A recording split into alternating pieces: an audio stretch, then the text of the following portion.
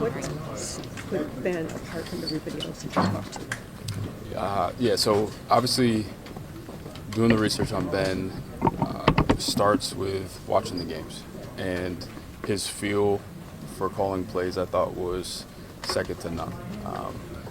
That really stood out. And then when we spent time together on the Zoom call, I mean, he basically came through the screen and was like, I want to be there and I want to help you guys win. And that really separated him from everybody else. How confident were you before he said that you would be able to get him? I was very confident. Saturday night, they lose. Just how quickly did that change things? How fast did you guys have to mobilize to get this done as fast as you did?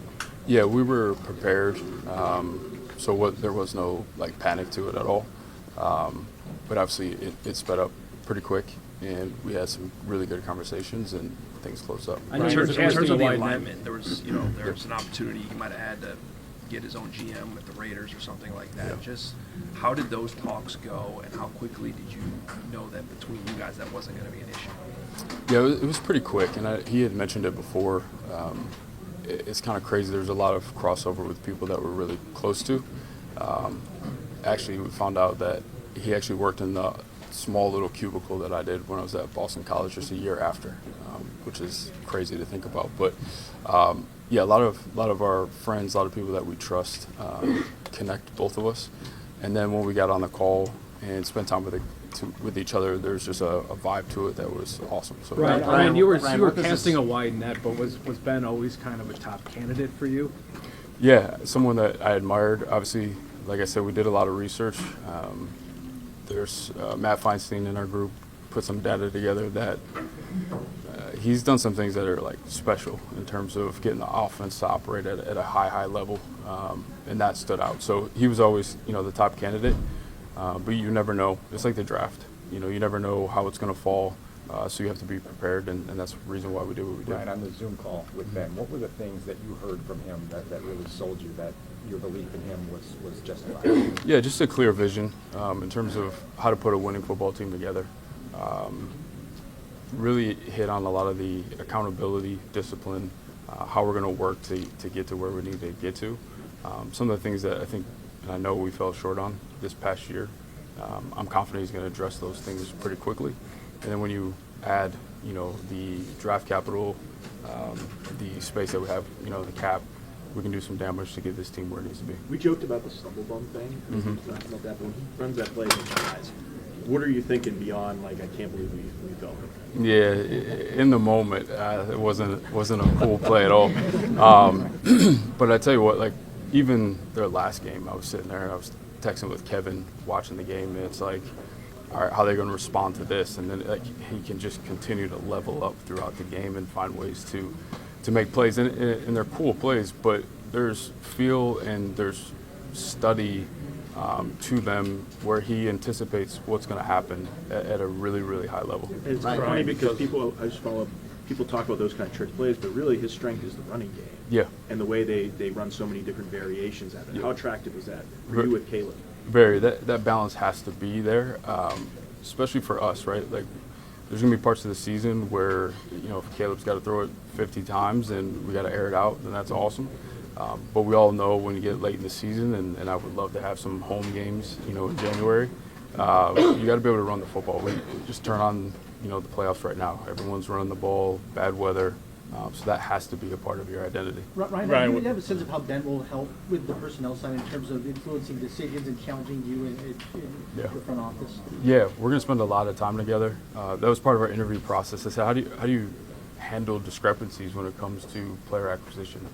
And he answered it perfectly. It's spending time and watching tape together to figure out what direction we need to go in. We're going to have different opinions. We're going to see players differently, but it's coming together, watching tape, and figuring out what's best for the organization. So I think that part's going to come easy for both of us. Ryan, considering the season that you had this What do you envision year, this hire doing for Caleb or giving Caleb that he didn't have in his rookie season? Yeah, he's going to be challenged to be a professional football player, to do the little things the right way.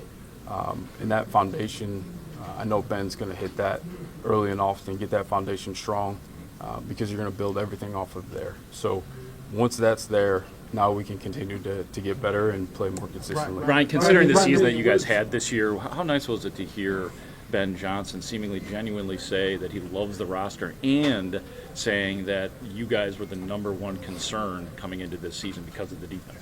Yeah, I mean, you can take that both ways. It's great. Also frustrating, you know, because of what happened. But I do believe everything happens for a reason. And but it's good because he has a vision for the players that we have on the roster.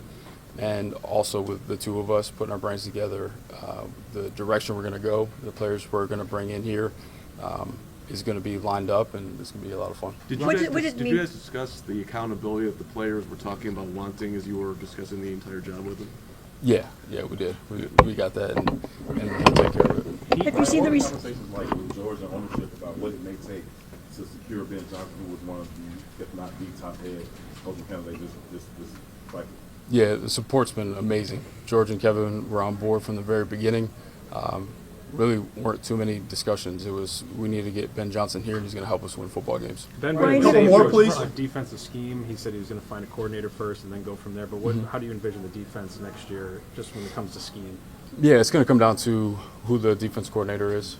So there could be a change with that. Yeah, and I had conversations with our front office. They've been working through free agency right now through this whole process, which, by the way, is awesome. We're at the level where I can step away, really lean into this, and for those guys to be able to run that process really, really well. But we're going to stay open-minded. If we need to adapt to, you know, a 34 or 43, we can do that. And actually, a lot of our guys have the flexibility to do that. What did Ben tell you about Caleb? What was his feedback to you about Caleb, or his assessment of Caleb during your conversations? Yeah, just really talented. But there's also places that he can improve, and he felt like he can get those improvements done. And if we get that done, like, the sky's the limit. Ryan, When to that we're end, hiring- you talked about compatibility between Caleb and whoever's coaching him. What gives you the belief that this is a good match between the two of them, that he's going to be able to challenge him in ways that Caleb responds to? Yeah, one, he's direct in terms of his communication. I think that's really important with anybody. And then we just talked about the adaptability. I would have been concerned if he said that this is a cookie cutter thing. I'll bring Detroit's playbook here and just drop it. He probably wouldn't be here if he said that. But he understands that he's got to shift and change and adapt to the talent that he has. And that awareness is really encourage Do you feel like you have to reset anything with the vision of Caleb's development? Do you feel like that has to be reset in any way? We got to go back down to the foundation and make sure, you know, when you're talking about fundamentals and technique, we got to make sure all of that's cleaned up.